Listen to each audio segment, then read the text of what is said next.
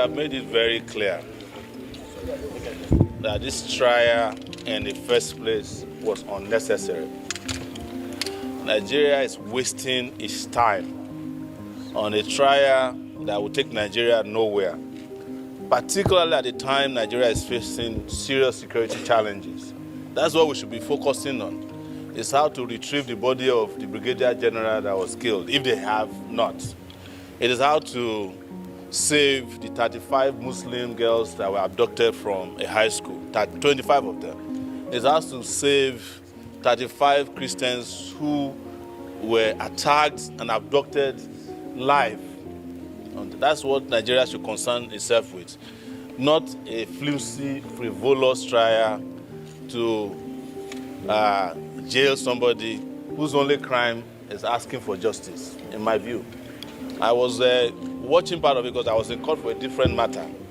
And when they were describing the evidence they have, I was expecting them to say that they found him with an RPG. No. The only evidence they found in his room was a microphone.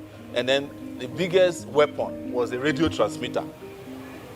I have never heard that before, that a country will waste 10 years to prosecute somebody whose only weapon is a radio transmitter and a microphone. They also found underwear. The rest is hearsay, including, they presented, by the way, an interview from Sahara reporters.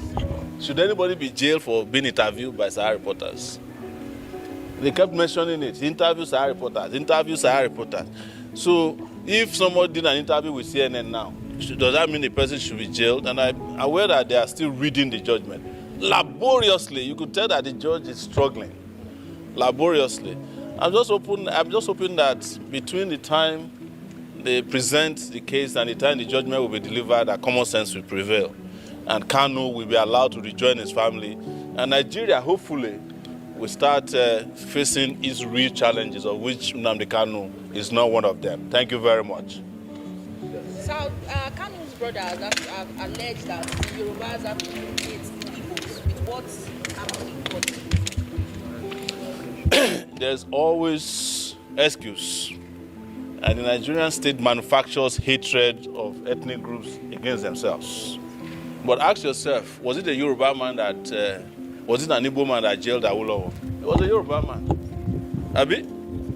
When I was arrested by DSS in 2019, all the guys who came to abduct me, one of them was Ijo, another one was speaking Yoruba. The fact that you speak Yoruba doesn't mean you are Yoruba. But all the guys that were in charge of my detention, they were Yoruba people. So when they want to use you against yourselves, it is then that I start telling you the judge is Yoruba, this thing. But when it comes to stealing Nigeria's money and wealth, sharing among themselves, there is no religion, there is no tribe. But when it is to pitch yourself against yourselves, of course, you might say that the preponderance of commentary is coming mostly from some of the Yorubas. But that doesn't mean that the Yorubas are in support of injustice. Even if you look at the history of the Yorubas, politically, they have never supported one political person wholeheartedly. There was Awolowo, there was Akintola, there was Ajashin, there was Omoboriowo, there was Abiola, and some Yorubas didn't support him. Yorubas have always been, free, just as Igbos are.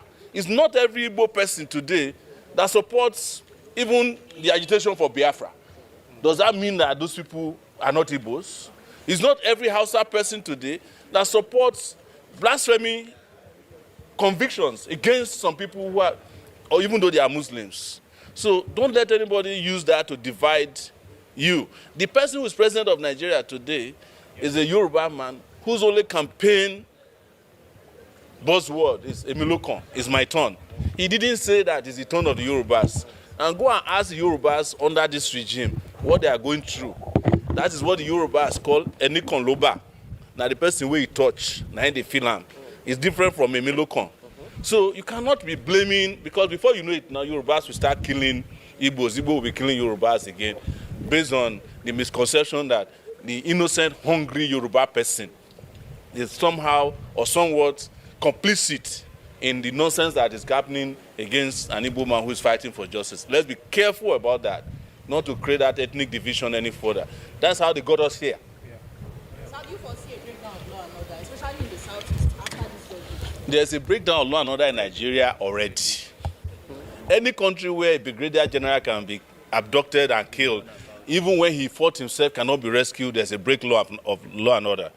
You see, there are two places to find order in the world. I mean, beyond. They said there's order in heaven and there's order in hell. The difference is that the first order and the first law in heaven is order. The last law in hell is order. Nigeria has become hell. Well, the last law is order. So there's no breakdown of law and order that can happen. But I know them. They can go and manufacture another breakdown of law and order. Even those of us who were peacefully protesting in this Abuja for Nnamdi Kanu, they claimed that we wanted to burn down the country. I spent 4 days in Kuje prison just because I said free Nnamdi Kanu. When I went to Lagos after that, they declared me wanted for fighting for Yoruba people whose houses they are demolishing. So when they create a narrative for you to fall for, be careful. So that you're going to start killing and fighting the same poor people. Some of them don't even know about this trial because they are hustling to get food on their table maybe once or twice a day. So that is why I keep saying that the country needs a revolution. I don't have any doubt about it. Thank you.